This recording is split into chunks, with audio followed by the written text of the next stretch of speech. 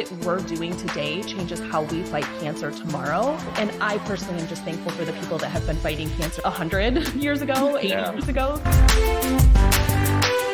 Welcome, everyone, to the Driving Vision podcast brought to you by the Zeigler Auto Group. And here with me, Auto Group Director of Talent Development, Mike Van Ryn. Welcome, Mike. Hey, thanks, Sam. Be sure to subscribe to the podcast, like it if you do, and leave a comment. Driving podcast listeners, on September 14th, 2023, we will join the 41st annual Drive for Life Charity Gala with our annual red carpet live stream at the Radisson Hotel in Kalamazoo, Michigan. We hope you'll join us then. And as we did last year, until that September night, we look forward to featuring donors and charities and the causes they support here on the Driving Vision podcast. For this first episode, we turn to our founding charity, the American Cancer Society. Hey, everybody, welcome to the special edition of the Future of Zach Today Driving Vision podcast. With me today, Senior Development Managers for the American Cancer Society, Cindy Kovacic. Welcome. Thank you. Good to have you back. You were here last year. And Carol Lee Waswick, you're brand new to us this year. We're excited to have you here. And how about this? We're sitting here inside Zeigler Studios. This place did not exist last year. And what a great facility and a great place for us to spread the important message that you're about to share with us. So it's interesting. American Cancer Society is the premier benefactor of the Drive for Life Gala in its 41st year, and you've been there since inception. Have you been there since inception? 41 years ago? Thank goodness. Neither have I. Carol Lee, no? No. Okay, very good. But we're excited to be here this year. Welcome back, and we're excited to talk about the Drive for Life event, which is happening Thursday, September 14th. It starts at 5:30. It's a half hour earlier than before. And we're just excited today to learn a little bit about American Cancer Society, what you're up to, and how the funds really benefit the American Cancer Society. So, Carol Lee, let's start with you. You've been with the American Cancer Society for a little while, right? Yeah. How did you join up? I started with the American Cancer Society in 2011. My grandmother had fought pancreatic cancer when I was very young. And so that was my initial connection to cancer and my connection to the American Cancer Society. About 7 years into my employment with ACS, my mother was diagnosed with the same pancreatic cancer that my grandmother had. And so I did leave for a short period of time to take care of my mother when she was terminal. So is that hereditary pancreatic cancer? Actually, it can be. There are gene mutations that are linked specifically to pancreatic cancer, as well as a couple other cancers, all with that one gene mutation. But my mother did go through the gene testing to see or the genetic testing to see if she carried any of the gene mutations, and she did not. So what that really means is that there's either a gene that has not been identified as being a hereditary gene to pass on the likelihood of cancer, or that it was environmental factors that contributed to that same diagnosis. Did you go through a process of trying to figure out what might the environmental factors be? Because that's an interesting thing. Yeah. So I could go down a whole rabbit hole with that. There are a lot of things that even the American Cancer Society is currently studying. One of the events that I was lucky to be a part of and a lead staff on was our CPS3 initiative through the American Cancer Society. And it's nationwide study with 300,000 individuals that have voluntarily participated to give blood samples and then their health history. And they will continue to report that information over 30 years so that we can see where pockets of cancer develop in our communities and then identify the different factors that they all have in common to really pull apart and tease apart those environmental factors that contribute to cancer. And again, that is 100% being done by the American Cancer Society through volunteer participants in our communities. And we are, I believe, maybe 7-8 years into that study. Yeah. Wow, that's amazing. I mean, environmental factors have got to have a play in it. My mom had I've talked melanoma. She passed away after a few years of a crazy fight. And we always felt like it wasn't sun exposure in her case. We felt like there were an apple orchard behind our house where they were spraying every single summer. And we really felt like there was a rash of that in our neighborhood. And in that case, environmental factors probably played a key. So you were working for American Cancer Society when she was diagnosed then? I was, yeah. What was that like? Like getting that diagnosis, and that's your world. Like you've spent time raising money to help cure this? Yeah, there's a lot that goes into that. That's a little bit of a loaded question. I absolutely love the work that I do for the American Cancer Society. And I do feel that the work that I was doing at that point really prepared me for my mom's cancer diagnosis. I think that I was able to navigate her cancer journey much better because I was able to talk to the doctors. I knew what to ask. I also had this amazing group of individuals that I got to know through my work that were on the other side of their cancer journey, which gave a lot of hope to me. And they were also able to give me a lot of recommendations and just guidance through her journey. We unfortunately lost my mom after a 3.5-year battle to pancreatic cancer. But what I will say is that the work that the American Cancer Society had done in the 25 years between my grandmother's diagnosis and my mom's diagnosis was very evident throughout her treatment, the different types of treatment that were available to my mom, and the quality of life that my mom had through her journey was completely different than what my grandmother had. And that was due to the work that the American Cancer Society has done and the money that was raised. And I can see how far we've come, and we still have a ways to go, right? Yeah. And we're getting better every single day, but the work that we're doing today changes how we fight cancer tomorrow. That's beautiful. And I personally am just thankful for the people that have been fighting cancer, 100 years ago, 80 years ago, 50 years ago, because they've gotten us to where we are right now. And I think that that's really important to remember. So American Cancer Society has created progress thanks to the donations. Drive for Life is one of those. Before we go down the sense of community, which I think is so important when you're fighting anything like cancer, that can be such an isolating thing. Cindy, tell us what the mission statement of the American Cancer Society is. When you think of the vision, what is the vision that the American Cancer Society is driving? It's really for cancer survivors to lead better lives, to have a better quality, to affordable health care, and world free of cancer, so that we've saved, I believe that's where I just had 3.5 million lives since 1990. And I think Carolee and I would both agree, our goal is not to have our jobs, and because that there's no need for treatment. So it's interesting. We've heard a lot of people with big visions that have sat at this desk and been on this show. Bill Nye, the science guy, he said, hey, I want to make science a household concept, right? And he had a piece of paper that said that. An astounding mission, which he's accomplished. I don't know anyone that hasn't been touched by cancer in their life. I think every listener out there has been impacted negatively by this pernicious disease somehow in their life. What an astounding mission statement to say, we want to cure cancer. And yet everything that you do pushes towards that. And in fact, last year we learned the thing about your leases, which I was just sharing with another coworker. You write into every single lease that when you meet your mission statement, you're out. It's done. It's like Seinfeld says, I'm out. The lease terminates the moment you cure cancer. Is it possible? There's not a landlord that hasn't disagreed with that. But well, Carolee said something that I want to circle back to. Well, there's not a cure for all cancers. She did say this, and there's been more options and more treatment options that are so different than they were 50 years ago, 25 years ago.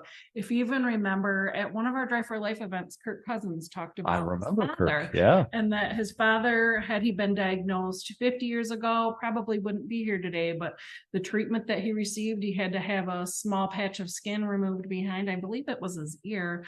That was the worst he had to go through. And so because people have more treatment options, and even if there's more time, it gives you more time with that. Cancer, it seems to be changing from, a death sentence, what people really saw it as being in the past, to being a long-term illness that you are, treating just like diabetes or something else. So we are making incredible progress. There are cures. People, I think, fail to understand is that cancer is not just one disease. It is 300 different types of diseases that are all classified as cancer. It's cell mutation in your body where the cells are growing out of control. And so those can originate in different parts of your body. It can, they can be different types of cells, and they can also have different reasons for it happening, like for different exposure to different things, whether it's hereditary or environmental. So there's not ever going to be just one cure that, is going to solve all 300 different types of cancer. But we are making progress in groups of them at a time. And that's why some treatments are better for some people than other people. But with HPV, we found a vaccine vaccine that will actually prevent different, Six different types of cancer. Yeah. And we are Wow. just now getting to the point where we're starting to get the data back for that first round of people that have gone through it. We're seeing huge reductions in cancer diagnoses among those groups of people. And it really is about, identifying how we can prevent cancer in the first place and then detecting it earlier so that it's manageable when we find it, and offering better treatment options for people when they have it. So you've been exposed to a lot of people, your own mom, my mom. We've all got these stories. We know how terrible it is to fight through, particularly a terminal case. Yeah. What advice would you give our listeners, given all the new technology, all the new knowledge you have? What advice would you give to our listeners to prevent cancer? What are some lifestyle things that you can do? Where I was thinking you were going with that question that I really want the listeners to know is get up their phones right now. And I want to go to your contacts right now. I like it. Do it. So I've got my phone out. All right. What do I need? And I'd like you to add this number. It's 1-800-227. 800-227. 2345. 2345. Okay, it's added. CIC, or National Cancer Information Center. It's available 24 hours a day, 7 days a week. Information is power when you're diagnosed with cancer. So if you call that number at midnight, someone's there, they can listen, they can give you support, but more importantly, they can give you questions to ask your doctor. When someone's been diagnosed, often every word after they say you have had cancer is a blur. Oh, it is. I remember that. They can go call that number and it's going to tell you, these are what you need to ask your doctor. What stage am I? What is determined as success at this juncture after this treatment? Because sometimes people think, am I cured? I had the treatment. And that might not be their definition of success. It might be no new growth.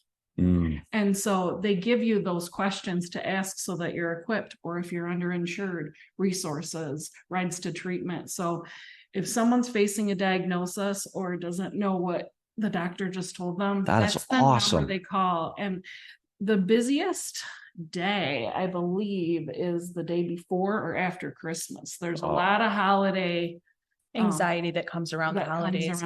It's interesting. So the dollars generated by Drive for Life go towards this hotline and all the other things that you're involved in. This hotline creates a community, and community is so important when it comes to a terminal illness like that. Talk to us about the community that is there. You alluded to it a little bit, Carolee. What does that mean to people who are fighting this terrible disease? So I have always said that having cancer invites you to, this group or a club that you never, ever want to be a part of. Yeah, it's the best, worst club. Yeah, but it is the most inclusive and most supportive group that you'll ever meet. I personally work on the event side. So I work with large scale events across West Michigan, including our Making Strides Against Breast Cancer events and our Relay for Life events. And those events are very much centered around our group of survivors. And a cancer survivor is anybody that has ever been diagnosed with cancer from the moment that they've been diagnosed with cancer. Oh, that's awesome. Yeah. So at our events, we have people that, were diagnosed yesterday with cancer that show up looking for support. And we have people that are 50, 60-year survivors that show up at our event. And the hope that the long-term survivors bring to those newly diagnosed individuals is so, so incredible. I have never met a cancer survivor at any of my events that hasn't welcomed every single person there with open arms. And not just the survivors, but we don't often talk about what it means to be a caregiver. Oh, and yeah, that's it's big. The hardest thing that you'll exhausting. ever do. It's exhausting, but also there's this part of you that feels like it's not okay to admit that you're struggling or that it's difficult or that you hate what you're going through, because what you're going through is nothing compared to what the survivor is going through. And so there is this whole network of people that have been caregivers just like you that are able to take a step back and say, cancer sucks. Yeah. Being a caregiver sometimes sucks. I would never trade what I was able to do for my mother for anything, but there were days that it was hard, and it's important to acknowledge that. And the community that you find within these events, it's all like-minded people that are trying to change the way we fight cancer for everyone. It's really amazing. That's beautiful. In fact, I've heard it said before that the stress created by being a caregiver is similar to a divorce, a loss in a job. It creates stress at an extraordinary high level over a long period of time, several years in a lot of cases. And that's tough to deal with unless you have people you can turn to as a support. And that network is provided by the American Cancer Society. That's awesome. So what does it mean to you to be part of this Drive for Life event? And none of us have been here since inception, except Harold Zeigler and Aaron Zeigler. So thank you for that. But what does it mean to American Cancer Society to be associated with this event here in Western Michigan in Kalamazoo? Well, first of all, this is one of the biggest and brightest and longest time events in Kalamazoo. So we're so proud and grateful to be associated and affiliated with it, because the dollars that it raised help many charities in the community, but it's also needed from the American Cancer Society. So we're so proud that we were chosen to be the premier charity that is supported through it, because the dollars are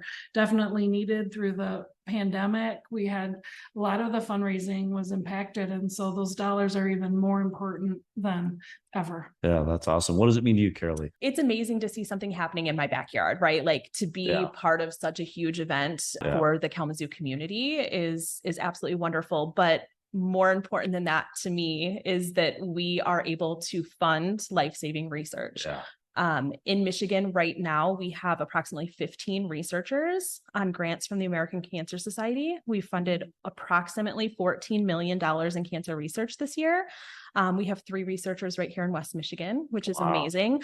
And so every dollar that we raise, really does fuel the change. Yeah. And so I'm very grateful that the Zeigler family has chosen, to partner with the American Cancer Society so we can make a difference for everybody in not just in our community, but literally in the world, right? We're changing how the world is fighting cancer. And it's because of events like this in communities across the world. So that's awesome. Is there anything kind of interesting in that research that's happened over the last year? It's been 12 months since we all got together on our last podcast version, but anything interesting in terms of research that's shareable? Or I can speak. I do have one that I can speak to.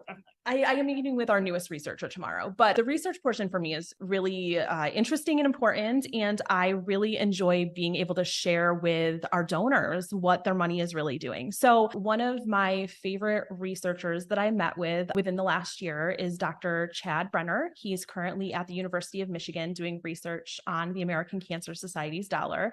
And I'm going to hope that I get every piece of this right. So if Dr. Brenner is listening, I tried to listen very carefully when you shared with me. But Dr. Brenner works with head, neck, and throat cancers. And the cancers that he works with have a very high reoccurrence rate. So it's not just if the cancer will come back, it's just a matter of when the cancer will come brain back. Cancer, right? That's a very difficult. We're able to push them into remission and hold them stable, but there's a really great chance that this cancer is going to come back. And so when you have a tumor in your body, which is what cancer is, we talked about how it it's just a pocket of cells that's growing out of control, right? They're like cell mutations. So when these cells grow, they still live and die just like your normal cells in your body. And those cells then deteriorate and are expelled through your body. And so Dr. Brenner was able to identify that those cells are filtered through your kidney and come out through your urine. He then was able to take the DNA and find the tumor markers in the DNA and create a urinalysis to find tumor markers in urine. So then he's currently working with this set of individuals that have a high reoccurrence rate with cancer. And he has them taking a non-invasive, just a urine test, just like you do at your normal doctor's office. They part of a physical. Yes, exactly. Physical, So they take this urine test every month and send back the results. And then when they are diagnosed in the doctor's office that they now have cancer again, because again, we're expecting them to get cancer a second time or a third time. They catch it in the doctor's office. Now they're going back and looking at the urine samples and they're testing all the urine samples for it. And these individuals, what their initial findings is that up to 18 months sooner in urine test, it says that there are tumor markers. 18 months before a doctor's office is even able to catch the cancer. And that's when we're looking for the cancer.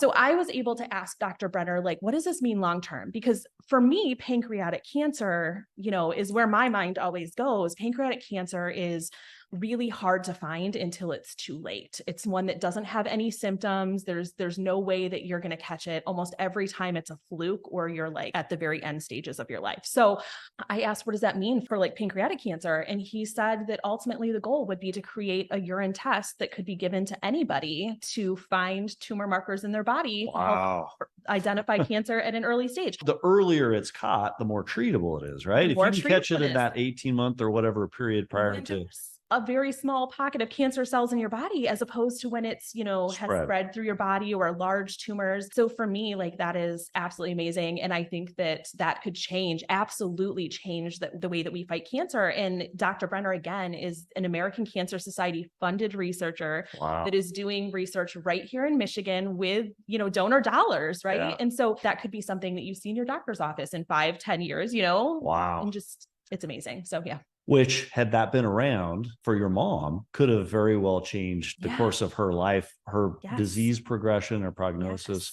What do you think it means to your mom and your grandmother to know that you're working on preventing this from continuing if it is somehow genetic? You will make me cry. I know that my mom is very proud of the work that I do. The weekend that my mom was discharged from the hospital. So when my mom was initially diagnosed, she spent 2 weeks in the hospital. It was actually 7 days after my youngest daughter was born. So I spent 2 weeks in the hospital with my mom every single day. And the weekend after she was diagnosed, she had said to me, Carolee, do you know anyone who's beat this? And I think my mom didn't quite understand what I did, as far as work goes. Yeah. And I was like, I do. Let's go to a relay event. So I strapped my baby on. I wore baby wearing my baby, and I took my mom out to an event out in, it was out by South Haven. It was Bangor. I took her out to an event and we walked the track, and she got to meet survivors who were 20, 30, 40-year survivors that were on the other side of their cancer journey. And it was really, really cool to be able to share that with my mom. And just, she was able to, express to me the gratitude that she had for the work that I was doing. I think it had a new meaning for her as she was going through her journey. So yeah. And it's got to mean a lot to her thinking about her grandkids and other generations of people that, because of the technologies that are being developed by those dollars, may not have to go through the pain, suffering, and challenge she went through.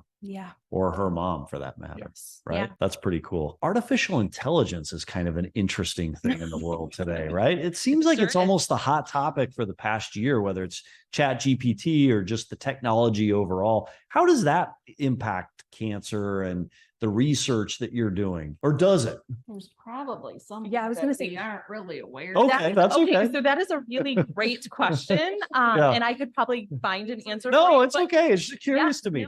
My job is to go raise the money, and to inspire the community to get more involved. And we have some very talented people on the back end that do cancer research, and that is not me. So, well, as we said last year, our big hope as part of all of this, as we raise funds as part of the Drive for Life American Cancer Society, we hope to be partners with you in ending cancer and completely obliterating this off the face of the earth. We appreciate your sharing your story of your own mom's battle and your grandmother. Of course, you've been on the show before and shared your own experiences. It's amazing how difficult cancer is and what a terrible disease it is. Any final comments or anything else you'd like to share with us? No, just a big thank you to the Drive for Life Foundation and Zeigler for the continued support of the American Cancer Society. Thank you. Carolee, any closing comments? No, just the same thing, like just appreciation and gratitude for, the support of the Zeigler family and the Kalamazoo community for coming together. Well, we're excited to see you all on that night. And hopefully we get to help be part of breaking every lease contract American Cancer Society has. And we appreciate you being here. So, it's interesting in the fight against cancer, the American Cancer Society really is a trusted resource for not only giving funds, but going to find resources, aren't you, Cindy? No, and it's really important. Besides that number that I gave you, we have a website, www.cancer.org. But you can go onto the internet and find anything you want if you want to. And the algorithm is alive and real. Exactly. And so we're a world-class trusted resource of the pertinent information that you need to know. You can go, like I said, down that rabbit hole and find a whole bunch of information that may or may not be true. And so going to, the American Cancer Society is really where you need to go. I love the phone number. I love the website as a resource. Having been through the experience with my own mom, I think all of us having been through it and seeing people to go through it having a trusted source to go to for information in this world of way too much information is so important. Wouldn't you say? Like, any other thoughts you have on that? Like you said, there's so much technology. Even all of us will get our My Chart results before. Yeah. And then you had a chance. I love that, because how many of us have gotten those blood results and all of a sudden you're like, I want to Google what this means, and you go down a rabbit hole, right? Exactly. Yeah. And so that's why it's really important to put, some of the resources together and don't just go down the rabbit hole, read your results and become your own doctor. Yeah. So give us that phone number one more time as a resource. It's 1-800-227-2345 and www.cancer.org. And then as well, go to driveforlifefoundation.com and be there with us Thursday, September 14th, beginning 5:30 p.m. Buy your ticket today, but you can also help to sponsor. And these monies, 100% of the proceeds go directly to the charities that benefit American Cancer Society, being the largest, the longest, and the primary benefactor of Drive for Life. So thank you both for being here. Thank you. A big thanks to the American Cancer Society for contributing to this episode. Until next week, how are you driving vision today?